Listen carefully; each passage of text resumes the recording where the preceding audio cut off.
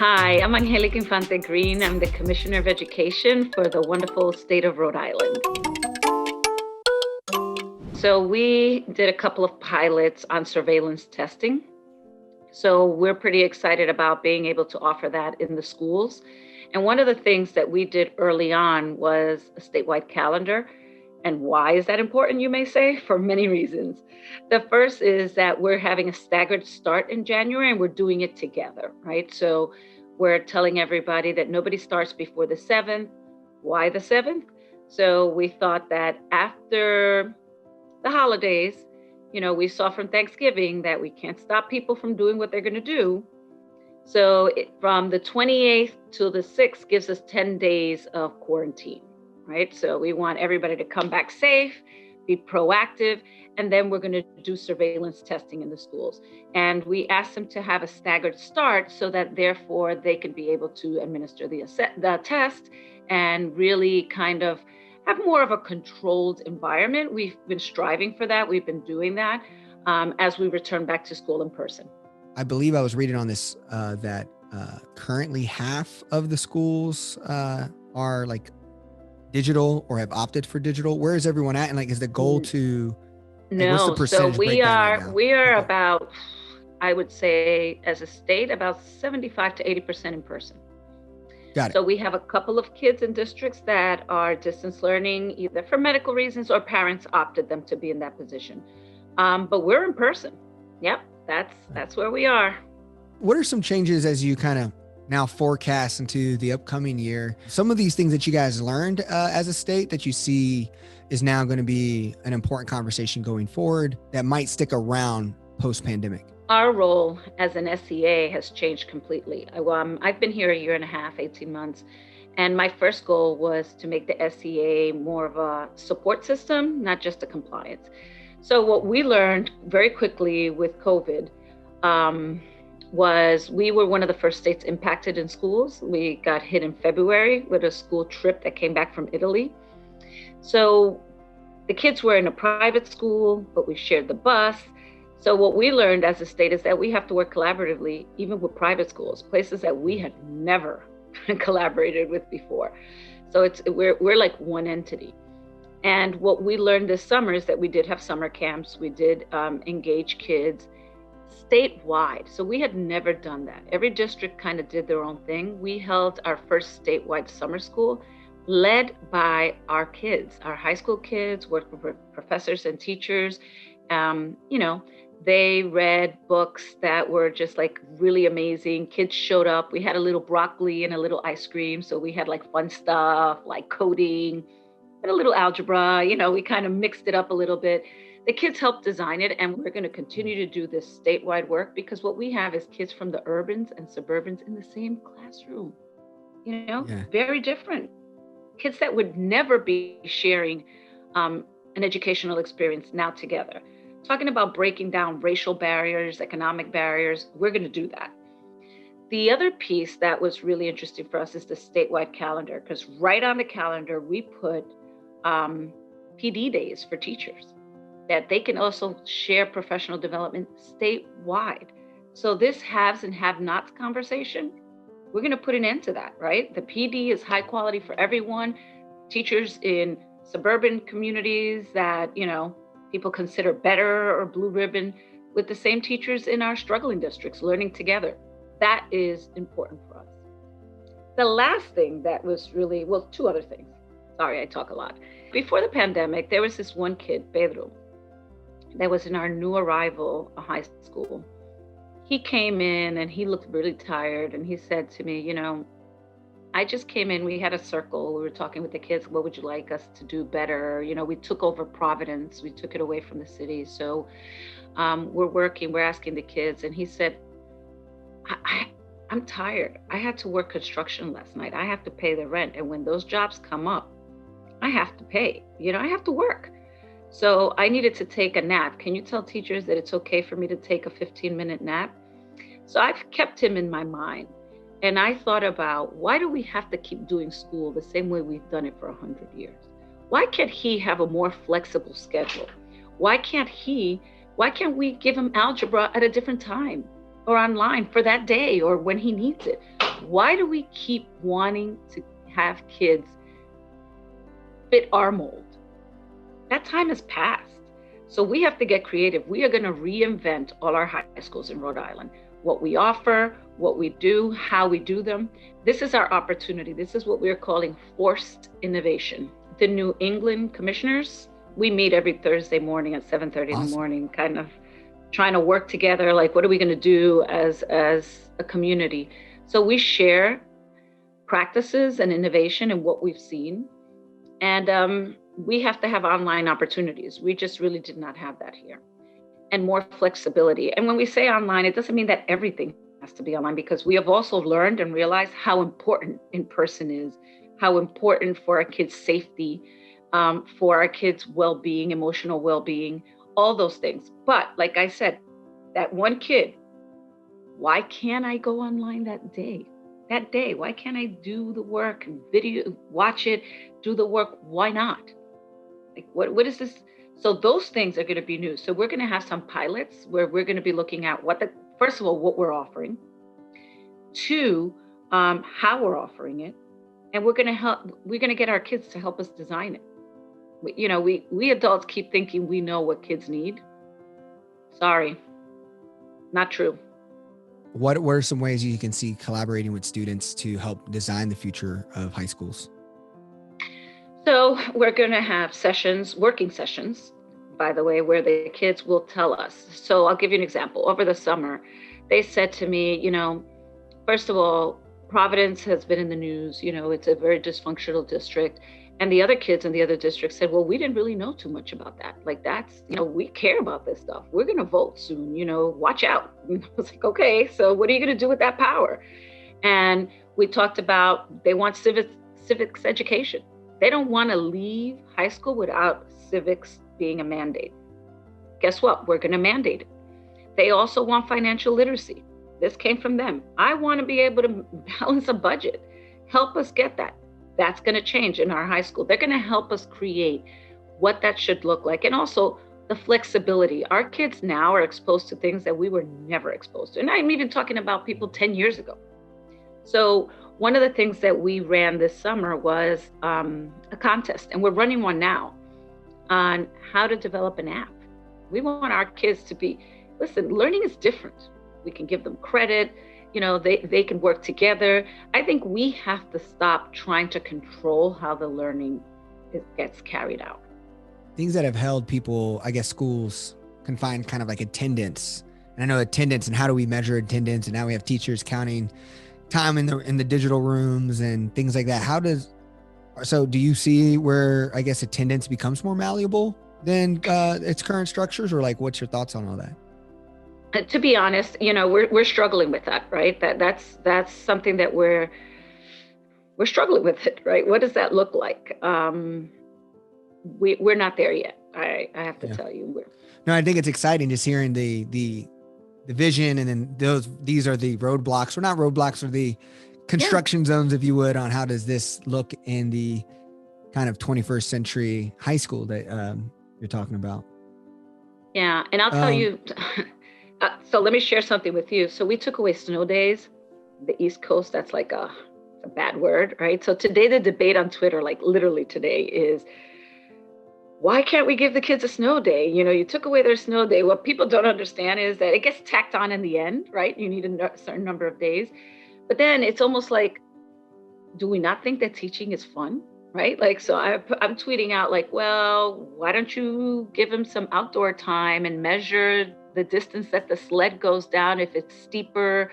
Why don't we measure the temperature? Everybody's got a thermometer now, right? Like, how long do you go outside? Listen, I think we just have to start thinking about education very differently, right? And more hands-on, more where it speaks to kids, right? Where kids can kind of have be some drivers of that. So we'll see what happens tomorrow with our storm. They've shown the surveys where beforehand, how do you feel comfortable with technology, to now, how do you feel comfortable? And it's now becoming, I guess, less of this cloud of fear around how do I use all these tools. And so I feel like that's a big bonus that we got out of all this, is us feeling like we can learn on the go. Where do you see educators' kind of perspective on that change as we focus maybe more on student flexibility and student options and asking why? Well, I think, well, I know, I shouldn't say I think. So this year we've offered over 150 PD sessions statewide so that teachers can get more comfortable, because we are in a different place. We feel more comfortable, but we're feeling comfortable with kind of the basics, right? We're not at the innovation stage, right? And I think that's where we need to bring the teachers' brains together and the people that have really taken this to the next level. Like, what does this innovation look like? Like, where can we go beyond from Google Classroom or, Zoom? Like, how do we make it really interactive? And so I think that that's the conversation that we're starting to have now. How do we go to that extra mile? And also, who does this work for and who didn't? So we're collecting a lot of data on who has benefited, who hasn't, what's important. I think the other piece, as you start thinking about all this, is the mental health of everyone, students, teachers. That that's part of educating people, right? That's part of what we need to do. And one of the things that we went to Yale University and we asked them to create a course for us. They were working on a course with Connecticut for all educators, or all educators. We're talking about superintendents, principals, teachers, assistants. If you drive a bus, if you're in the kitchen, you get a certificate from Yale to learn about social emotional development, support, because we're going to need to know how to do all this for ourselves, but for the kids, right? So I think that there's just a lot of learning. And how do you keep the connection when you're doing all this technology, right? Because that's some of the pieces that we don't want to lose when we get overly excited. In education, we like these pendulums, they swing. We're going to do all of this. Now we're going to do all of that. We got to find a balance, right? And figure that out. And that's where we are now. We're in a big learning phase. So that's why we have these pilots. We're lucky to be an XQ state. I don't know if you know what XQ is. The prize from Emerson Collective? Is that Yes. what we're talking about? Okay. Yes. So they've given us money to be innovative in high schools, right? So we were lucky. That was already happening. And now we're going to use it to take it to the next level. And the Bar Foundation, like, how are we going to do this? We're going to document it. We're going to move forward. We're going to try different things. So that's where we are. We're in a learning phase at this point. Have you seen the numbers of like attendance and now homeschooling becoming more of a choice? I mean, so I live in Dallas, Texas, and our local DISD has had a high number of unidentified kids that they aren't able to find or see in the schools. And based off of that, it's going to really impact just like staff's sustainability.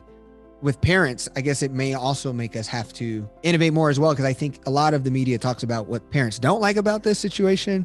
But I think there's been a lot of things that has been good that I think it's something you just said about the kid who needs to go to school virtually one day. What if a family wanted to take a vacation but didn't want a kid to leave in absence? Or like, what if Johnny's sick but I want to still work? I mean, like, these are just things that I don't know, especially as you're also having this like work from home culture happening in some of the largest corporations. And so they're becoming more flexible. I wonder, as millennials start having high school kids, what their requests will be as flexible for families. Well, I think there's no turning back. So we are going to have to be flexible. I don't know about the vacation thing. I'm not buying into that one. I can buy into sick. I can buy into work. I can buy into all those other things. I think we do have to be flexible. And we also have seen an increase here in Rhode Island of homeschooling. But that's only open to people that have the luxury to be able to do that, right? That is a luxury. That means you work from home, somebody's home, and have enough of an education themselves to be able to do that. So that's not a large percent of our population, but it is a concern. And one of the things that we have done, or that we are planning to do, we've already put a package together to the legislature, is to take our count at a different time of the year. right? When parents start re-enrolling, because we get funded for the year, for the last year. So that means that our numbers are going to be off this year. They're just, we've seen we've seen private school numbers increase. We've seen homeschooling increase, but those families are going to come back next year and we're not going to have the funding for them. So I think that's one of the things that we're being proactive about, and, talking to the parents, Googling them, surveying them. And we also, like everywhere else, there's some kids that we may not have heard from for a while. So we have had to go out in person. Like I have personally gone out and knocked on people's doors and said, hey, where's your kid? What's going on? Is it a connectivity issue? What's going on here? Like your kid needs to be in school. And we've solved them. We created those, little door hangers like you do in the hotel, like the do not disturb. We were here. Where are you? Where's your kid? Reach out to us or we'll be back, that kind of stuff. And nobody wants the schools knocking on your door. But I think that's the part that worries us the most. But also I have to tell you that sometimes there was a superintendent that told me that there was a kid online who was actually at CVS working and had the earphones in their ear. So there's a lot that we have to kind of get a handle on and figure out as we move forward. Yeah, I love the hustle. I love that. That sounds like a great kid. I guess my last two questions. Would be around the evolution of certifications from like college access and then just like career certifications to get jobs. Where do you see that kind of going, and how's the conversation, I guess, among other commissioners and ed leaders? So I think I can tell you what we've talked about locally. Because we're in person, we've had to get very creative with our certification, one. So we've worked very closely with higher ed to figure out who's ready, who's not, who can provide some of the services now, but also what does it look like? Like, what is it going to take now to be a teacher in our system? Like, what are the requirements that we're going to have to work together to change? And I think that is the exciting part about my role, is that I get to work with the state colleges to recreate and reinvent what that will look like. So all these people have to be at the table as we're having these conversations. But I think the most exciting part for us is that, none of that other stuff that we were requiring really helped at the end of the day, right? So what do we need to change? And it almost feels like we are, I don't want to say we're blowing up the system, because that's not what we're doing. But we sort of are, right? We're reinventing what it means to be a teacher in 2020. What kind of skill sets, what kind of supports do they need? And to be honest with you, this is kind of controversial. We have a lot of English language learners, or what we call multilingual learners here in Rhode Island. And that's a shortage area everywhere in the country. Guess what? We're partnering with other countries, right? There are no more barriers. There just aren't. They're only barriers if we see them as barriers. Because I have seen these as opportunities for us. The hard part is going to be executing and gently guiding people in that direction, right? Because when all this is said and done, people are going to want to go back. There's this feeling like we lost what was normal to us. And there's a lot of danger in us going back and then just doing like a little Zoom meeting or something like that. And once we've embedded in higher ed, in our licensing, in our practice, in our expectations, it's going to be different. And that's what we do. It's policy, right? So we have a rare opportunity right now to really guide policy to be innovative. And nobody ever thinks of policy and innovation together in a sentence, but this is the time. You mentioned rethinking the educator. What's the thoughts of like, does the rethinking of districts look like? And even just like the school, and even just like the school day, right? Like this idea that, I mean, if you even think about it, we went from school from 7 a.m. to 4 p.m. We spent pretty much all of our money, put all of our mental health professionals, our tutors, our advisors, they're all kind of in the same building for that same period. and kind of there's a traffic jam during the day because kids got to be in seats, but kids need these services, and principals are playing traffic patrol cop trying to say, hey, no, we'll have an assembly this period. And so I wonder, how does the rethinking of the school day and the rethinking of districts in this like global access that we're now walking into? Yeah, I got to be careful how I answer this because, people are very parochial. They like their little districts Yes. and their little kind of walls. But I think that is a thing of the past, I have to tell you. I see, districts as virtual almost, like really cutting across lines of sharing. So I'll give you an example. We had a district that didn't have a physics teacher. Small district, rural, didn't have a physics teacher. So the kids didn't get physics. I mean, that's crazy. Mm-hmm. That's crazy. But that's it. That's not going to happen anymore. We have physics teachers throughout the state, and we can make sure that kids get what they need. And this whole thing, we think about the brain and the child and even the adults, and we all have different family situations, all of us, right? Teenagers don't do mornings well. We know that. We know that through research. We know it through brain research. We just know it. So we make them come in, and some places now start at 7:30, 7 o'clock, 8 o'clock. Come on, guys. Let's follow the research. Well, maybe if I'm in algebra with this kid, maybe I could start at 9 o'clock. Maybe that's how I do well. Why do I have to conform? Because then it makes it harder for me to learn.